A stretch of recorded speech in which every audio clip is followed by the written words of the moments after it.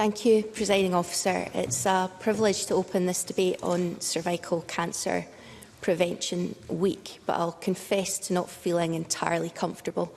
I didn't get into politics to talk about myself, and whilst being open about my diagnosis in 2021 may have inadvertently raised some awareness, I have to say that my motivation for doing so was so that I could properly take time out of the public eye to give treatment the best chance. I've said it before, but I'd like to put on record again my thanks to my team, Lynn and Karen, for their support, and to constituents in Cunningham South for the understanding and well wishes that they sent. Now, after a year back at work, it felt like an OK time to share some of my story. I am grateful to the Sunday Post for helping me to do that, and to Tracy Bryce for the kindness and respect she showed me in her reporting. I fully understand that the experience I had of diagnosis and then life-saving treatment for cervical cancer will not have been the same as other women's. And I'm acutely aware of just how lucky I was to have all the resources, support and love that I needed to get well. But there is one thing I think I can confidently say on behalf of women who've experienced cervical cancer. And it's also the reason why this year I'm speaking up and supporting Joe's Cervical Cancer Trust in their biggest ever campaign. And that thing is that we wouldn't want anyone else to go through what we did.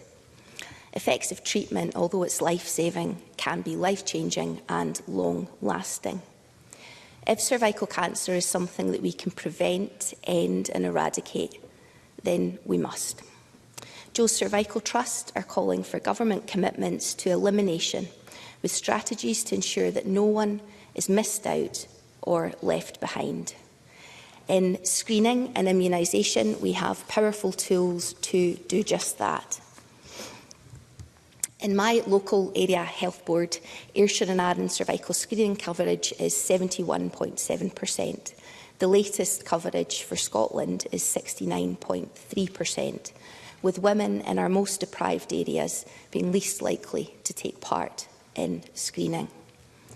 There'll be a number of reasons why women don't attend when invited, and it's really important that we understand so we can take action to address that. There might be practical considerations. Time off work can be difficult for some people, particularly those in precarious and low-paid employment. Likewise, travel, the cost or time to get there.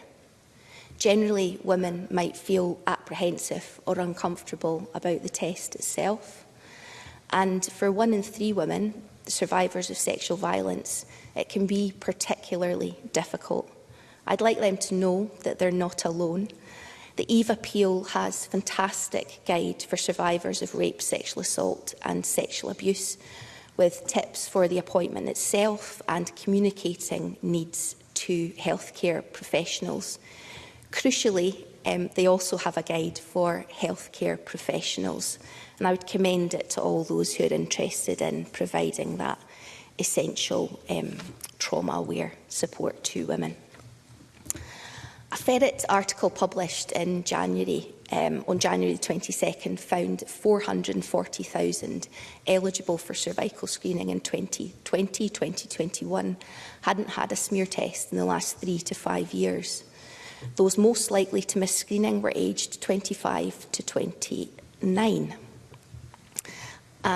along with, as I mentioned before, those in deprived areas. And there are wider issues around inequality to deal with. Health. My own experience of accessing tests and treatment made me acutely aware of just how challenging it would be if I didn't have someone to run me there, if I didn't have a job where I could, to a certain extent, manage my own diary and schedule things in.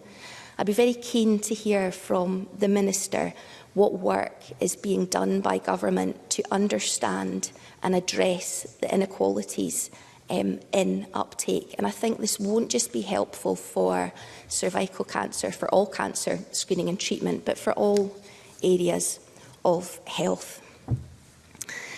Presiding Officer, I want to thank colleagues who supported this motion. I look forward to hearing contributions from colleagues this evening. I'd also like to thank everyone who attended the event sponsored by myself and Carol Mochan MSP with Joe's Cervical Trust. It was really good to see so many local press releases going out and awareness being raised locally around the country. I'd like to urge the Scottish Government to continue on the path to elimination. I know that there is good news to tell here in Scotland. We need to press forward and keep going on with that. I also think we need to redouble our efforts re-inequality. It will save lives, and to individual women and indeed everyone, I want to say, immunise your young people. To women, attend your screenings when invited. Crucially, don't ignore symptoms or bleeding that are different for you.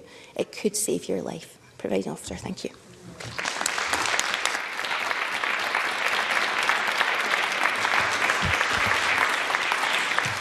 Thank you very much and congratulations, Ms Maguire.